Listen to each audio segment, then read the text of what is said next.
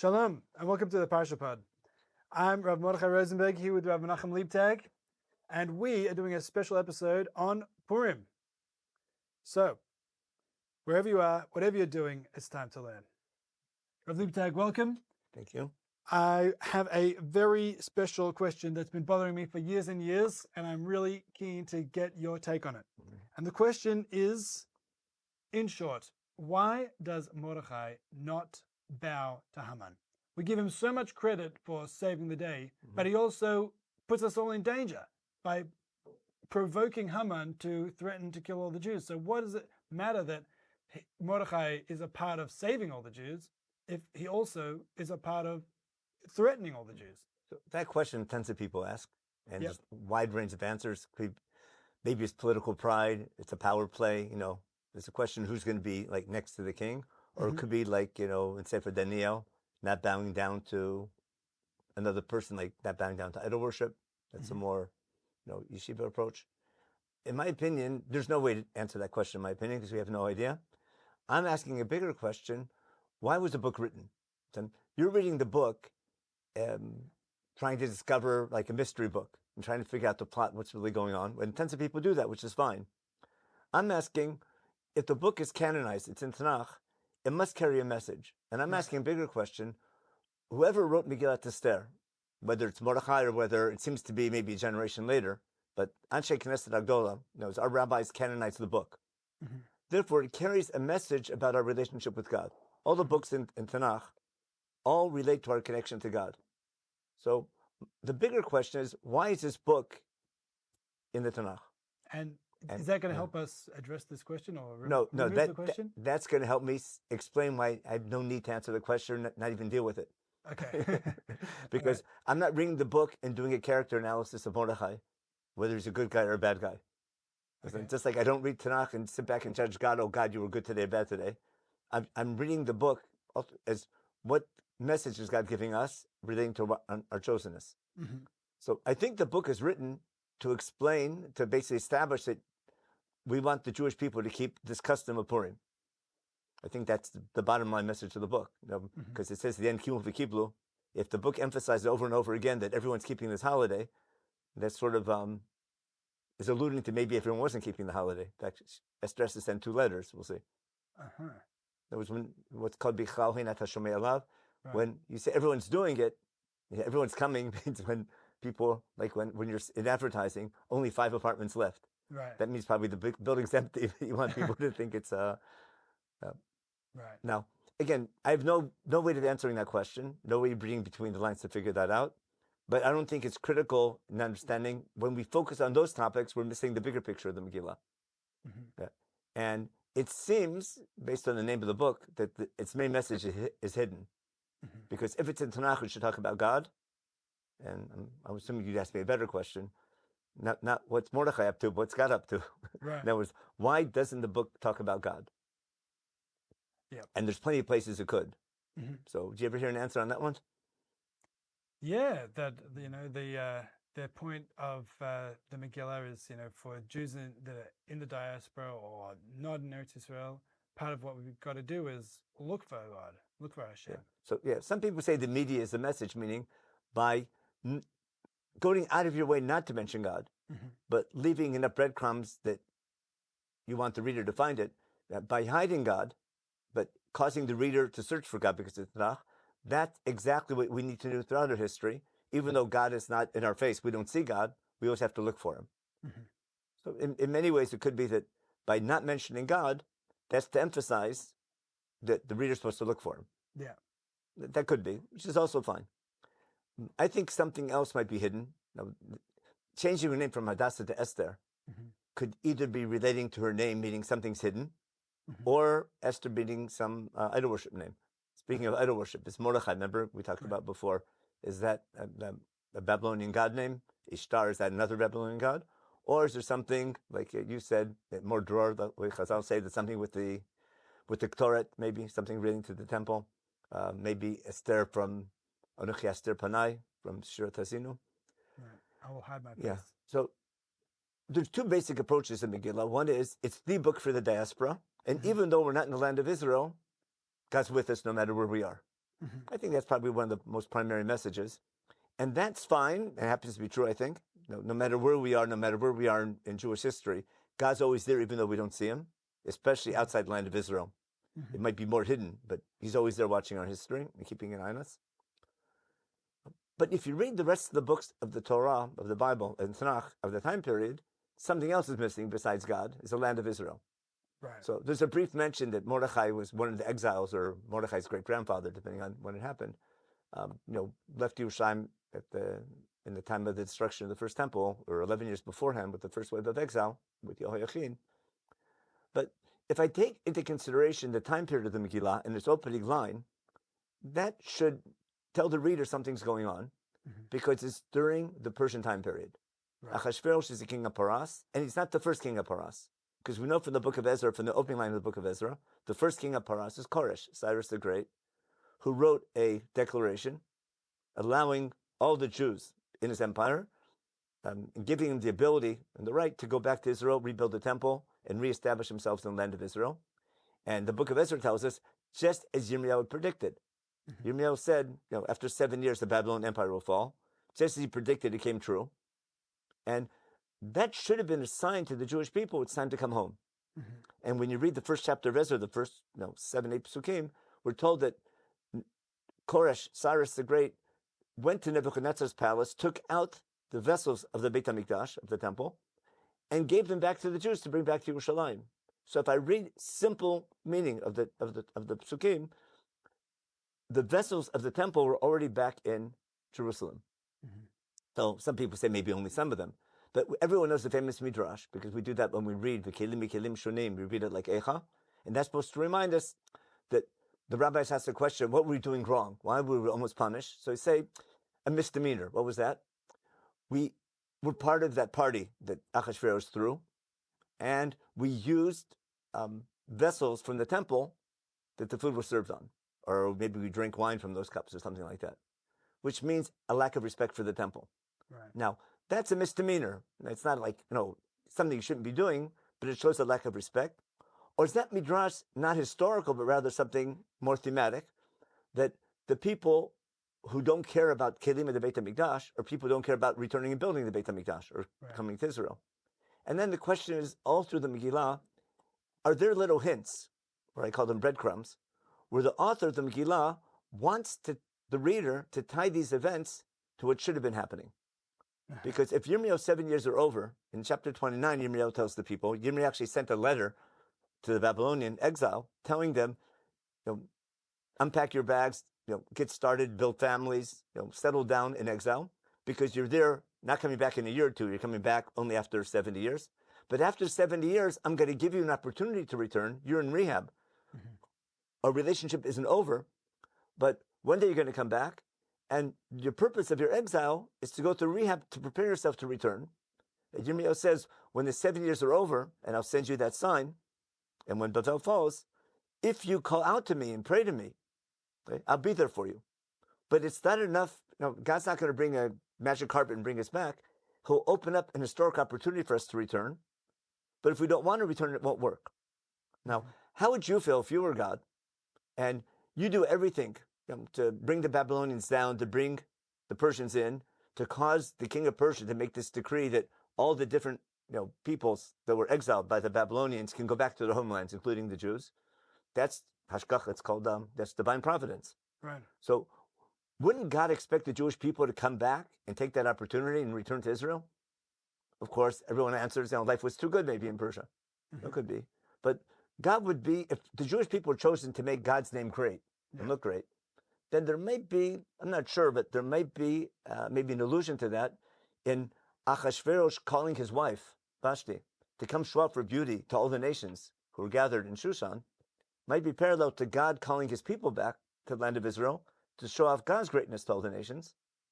And just like Achashverosh is very upset with his wife for not willing to show off her beauty to make the king look great, maybe that's alluding, maybe God's a little bit upset, which might explain a deeper reason why we're almost destroyed. Right. Now, there's also a reason why we're saved. So what saves us? Our unity, our prayer. I think our unity in the book is very important. What saves us is our our togetherness, which might relate to the laws of Purim afterwards. But that's the biggest question when you study the Megillah. Do I need to take into consideration the time period, that we're in the Persian time period? There's already, the temple's under construction and possibly even built already, depending on, without going to the historical question, which Achashverosh it was, or which Persian king it was. It's definitely after Cyrus the Great. Right. It's definitely after some of the Jews have returned. Most likely it's after, if I follow the historical dates, with outside history, it seems quite clear that Achashverosh is the king after Darius and not before Darius, but that's too complicated for now. But then if the temple's already built or under construction, then that's a question. Does the reader have to take that in consideration? And maybe there are allusions there about our return. Mm-hmm. So you're saying the book has two main points. Number one, God is with you even in the diaspora. You just got to look for him. Mm-hmm. That's why God's name is not written. And the second point being that it's tying things to what should be happening, which is that the Jewish people should be in Eretz Israel, and maybe that's the point of why they're being punished. Which is a bigger question to our day. Does God send his messages through historical events? Right. Was a Balfour Declaration a sign to the Jewish people it's time to come home? Or was that just by chance? Mm-hmm. Or whenever, in all the prophets, when war breaks out, is that a wake-up call from God, something's wrong? Mm-hmm. Or when God does a miracle, is that when God gets involved in almost in a miraculous way in our history, or something like mind-boggling events coming, is God talking to us? And then, if he is, how do we interpret that? Right. Especially when we don't have the Navi anymore. Yeah. So so that's the bigger question.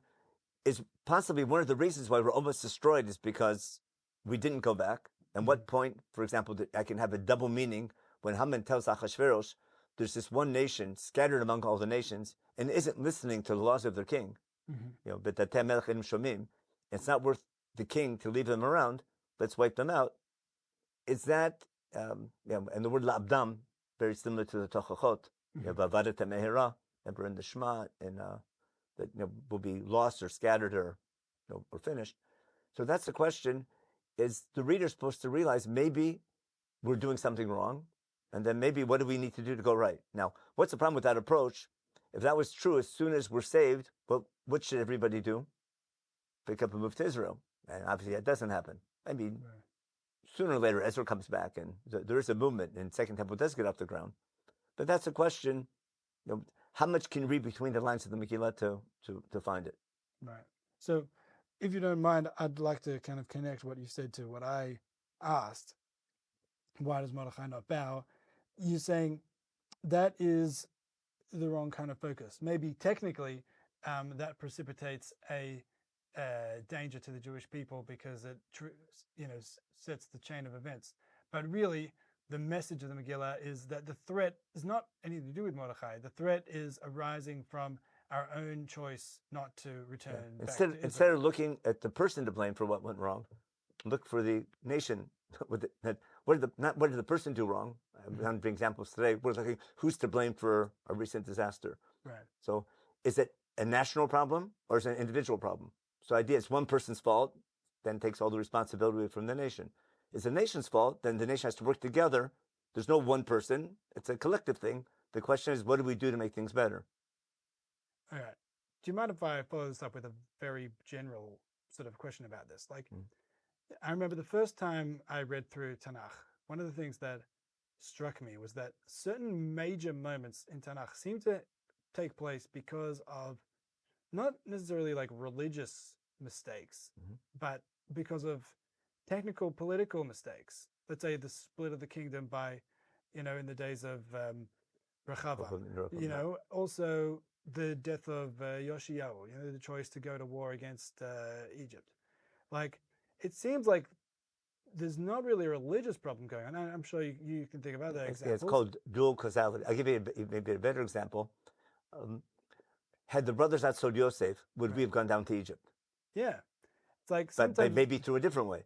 Right. Sometimes major moments it's almost like one of the messages of Tanakh is like, yes, you've got to be religiously excellent, but you've also got to have common sense, and political savvy is also necessary. Mm-hmm. Is that a fair reading, or is that where the focus and the main thing is you have to take, you can't sit back and do nothing. You have to take leadership when the opportunity is there for you. Right. So I'll maybe flip the question around. If that's the message, the question is, how do we celebrate Purim for all generations? I understand that people who are saved, every year for the 50, 100 years make a big deal about it. Right. What makes it an eternal celebration? Right. What brings that one generation salvation into something, that we still a Jewish celebrating holiday, today. which really there were no rabbinic holidays yet. Right. The next one would be Hanukkah, but that's a couple hundred years later. Mm-hmm. So the question is going to be, what makes this something eternal, and how we celebrate it. Right. Now, there was one mitzvah, one custom, one minhag, the Jewish people took upon themselves after the temple was destroyed, which was fasting on the 4 fast days. We know that from the prophet Zecharia. Right. And there seems to be an allusion to that at the very end of the Megillah. Remember? Mordechai first writes a letter that every year now on the anniversary we're going to have a celebration. Oh, yes. And a strange mitzvah, mishloch manot ish l're'ehu. Right. I don't think that exists in any other holiday. Yeah. Now, some people say in Nehemiah we have mishloch manot on Rosh Hashanah that year, but that's le'ein nachon lo. That was sending presents and food to someone who doesn't have. But that phrase ish l're'ehu, I think, is unique. It's something we never heard before. Now, again, if the audience reading Megillat Esther doesn't know Zecharia, never read Zecharia, never paid attention to Zecharia, or the book of Ezra and Nehemiah, then you would never notice something like this. So what I'm contemplating all the time was the author of Megillat Esther assuming his audience knows Zecharia, and knows Ezra and Nehemiah, and knows Chagai, and knows Yirmiyahu. For example, if you... The first letter is sent out on the 13th of Nisan. Yeah. And everything's real quick. And within a couple of days, Haman is hung. And only on the 23rd of Sivan, does the second letter go out that Jews can protect themselves. Now, count the days. There's 17 days left in Nisan, 30 days in Iyar, and 23 in 70 days. So is that by chance that we have those dates in 70 days? So remember, if Yirmiyahu's 70 years are in the background, then maybe there's an idea of a day for a year for a day, like we have, with the sin of the spies. Maybe there's a solution to that. But you have to really read between the lines to find that. That's the question, was that the author's intent? Right. Yeah. That's it. Now, what did the rabbis say? That why was Achashverosh making the party? Okay. He was counting the years, and he thought Yirmiyahu's 7 years were over, and he miscalculated by a year. Now, Imshat, it doesn't seem to be that this great king is worried about, the Jews didn't listen to Yirmiyahu. All of a sudden, this great king is worried about Yirmiyahu. But when the rabbis say things like that, it's a wake-up call, saying there's something in the book of Yirmiyahu that helps us understand what's going on in the Megillah. But they're making whenever you hide a message, you can't spill the beans. You have to hide the answer in a hidden way as well, which is, remember, Esther mina tor minayin, v'anochi Esther panai, I'm going to hide my face from you, which is saying, when things go wrong, don't blame God, blame yourselves. That's Shirat Hazinu in a nutshell. So interesting. So that allusion to Esther panai b'yamahu in Esther is not simply just one day God will be hidden, but look at the broader context of that reference that's say, in Parsha Ve'elech, that's the introduction to Shirat Hazinu. Yeah. And Shirat Hazinu says when things go wrong, don't blame God. Halashem tikum luzot. Right. Hatzor, God's always right. When something goes wrong, you're to blame. And ask yourself what you can do better, and study study your history, and look for the hand of God in history, because especially in relation to international events. So, am I supposed to read Shirat Hazinu as a hint to remember? Oh, let's look for God behind these events, and ask ourselves not only why God saves us, but also why we were almost punished. Now, we're going to remember these events and turn these. We had a fast day that year. First Esther's fast day, but also the day of the war. Yeah, everyone had and then we're turning that into a feast day on the anniversary. Now, the Jewish people took upon themselves to fast ever since the first temple was destroyed, the 4 famous fast days. And then, as the temple is being built in the time of Darius, year 2 of Darius, they break ground. Year 6 is finished. In the middle of construction, in year 4 of King Darius of Dariavesh, in the book of Zecharia, we're told a delegation from the exile, from Babylonia, from the exile, sends a letter to the priests in Jerusalem and to Zecharia, asking him, do we continue fasting? Right. What are they asking? Instead of asking, can we come They want to know, is this it? They want to know, if the temple's being built, we don't have to fast anymore, and we can do our summer programs without having to do a siyum. We can have, if there's no more Tisha B'Av and Shiva Sabbath, we can enjoy our summers without instructional swimming and all the things you have to do for camp. They're focusing on the small picture. Right. And Zecharia says, look at the big picture, he tells them. I didn't ask you to fast. You were fasting to remember the temple was destroyed, but you weren't fasting to remember what happened. You're fasting to remember why it happened. And then he goes through this whole rant to people, reminding them there was a reason why the first temple was destroyed, because your society was corrupt.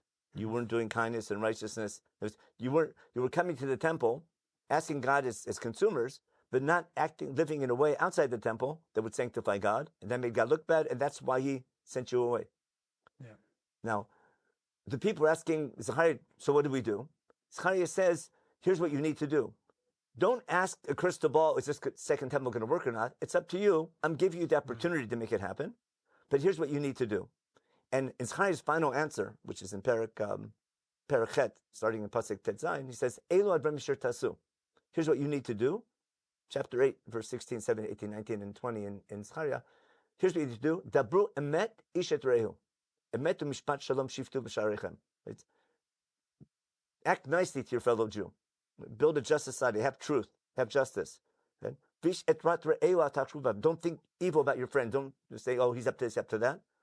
Work together as a nation like we did when Esther got all the people together. Then the Jews got together and finally did something united. The unity of the Jewish people is a key thing. And that's what saved you then. I need to remember that unity and oneness and our collectiveness in celebrating the holiday. And Zecharia says, if that's what you do, and he summarizes that as emet and shalom, he says, the 4 fast days, one day can become holidays if you keep emet for shalom. Oh, wow. And we have that happening in Purim, that the fast day of the fight becomes a feast day. So basically, at the very end of Megillat Esther, the final psukim in the end of chapter 9, verses 29 and 30, Esther writes a second letter. And what did she send in the second letter? Divrei shalom ve'emet. Now that sounds like, nice words. But if Zecharia is in the background, if the author assumes that the reader, his audience, knows Zecharia and knows he's Divrei shalom ve'emet, oh, that's what we need to do for the fast days to become feast days. And then what's he say? And then they continue. He says, why is she sending Divrei Shalom V'emet? In order for the Jews to keep the laws of Purim, like Mordechai first sent out, Mishlach Manot Ish L'Re'ehu, and Matot Levyonim. It's building unity, not just helping poor people, but building unity within our community, within our people, being kind to one another, going out of our way to be kind, not looking for the faults in others, but looking for the good in the others, and building trust and acting with justice and righteousness and with truth.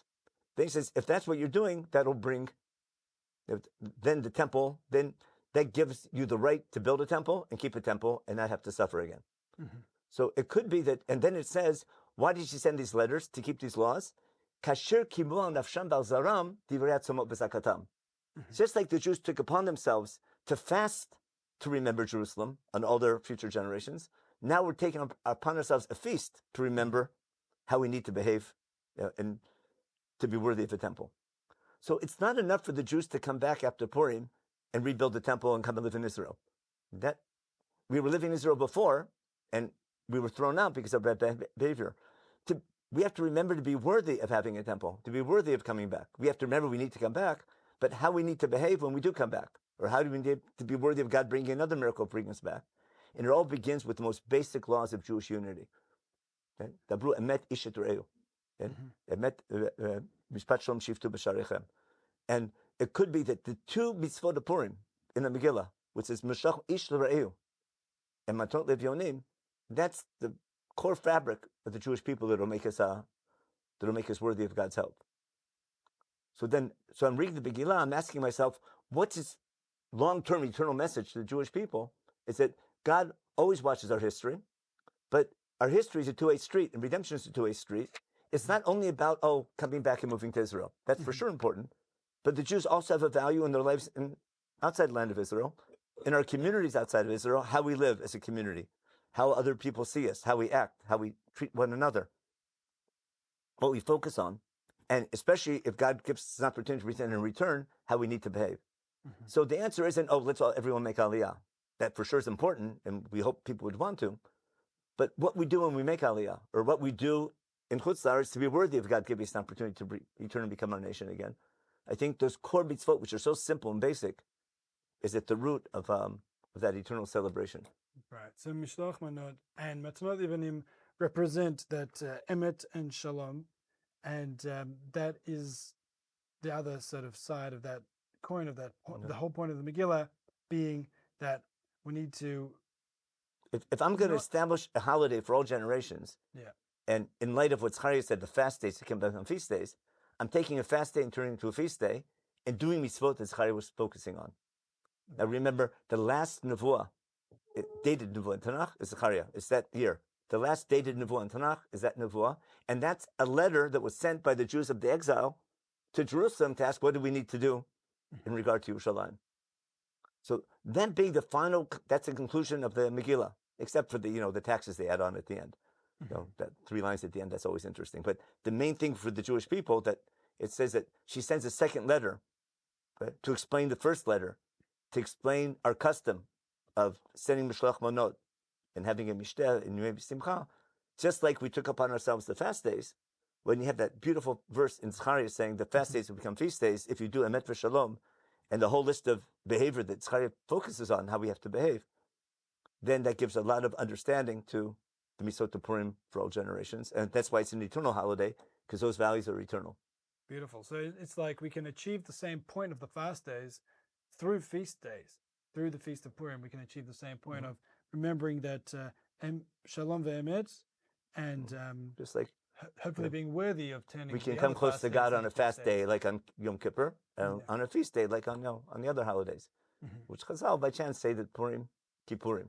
Right. And it's not by chance; it's called by chance, the holiday. There's all these beautiful analogies to Yom Kippur all through the Megillah. Esther standing outside the Kodesh Kodeshim. Anyone going in without being called in is going to die. There's the way his palace is described. This clothing he's wearing. The whole big party, the 180 day and the 7 day for the people in Shushan, like the 7 days in Miluim and things. There's tons of allusions. The question is this by chance or? And that we'll never know for sure, because whenever you read a satire, like you can read Animal Farm and have enjoy the book tremendously and know nothing about the Russian Revolution. Yeah. But if you know the Russian Revolution, the book Wool takes on super extra meaning. So that's my big question, which I don't know for sure. But when I read the Megillah, because I've also read, Haggai, Zecharia, Ezra, Nehemiah, etc., and Yirmiyahu, I just can't miss those messages coming through the Megillah Esther. Amazing. So if to miss the message, then there's 2 ways you can do. You can either get drunk and not notice it, or just not learn Tanakh. Right. So we're machmir on both, I think. Well, thank you very much. This has really been eye-opening, and may we merit to take this one, as we fast on Yom Kippur, we feast on Purim, and hopefully get close to Hashem both ways. We should be as close to God on Purim like we are on Kippurim, Yom Kippurim. Amen. And may we also merit to turn the other fast days into feast days by remembering the messages of Purim. Building a nation and unity, and just like that saved us also. And I think that's a really important message today. Instead of looking who to blame, remember your first question, should I blame Mordechai for all this? That's a technical thing. God's telling you something. And we have to work, instead of looking someone else to blame, what can we do to make things better? We call it post-traumatic growth. Amen. Thank you so much, Rav Liebtag. Okay, and Purim Sameach. Thank you, everyone, for listening. Please like, subscribe, share. Purim Sameach.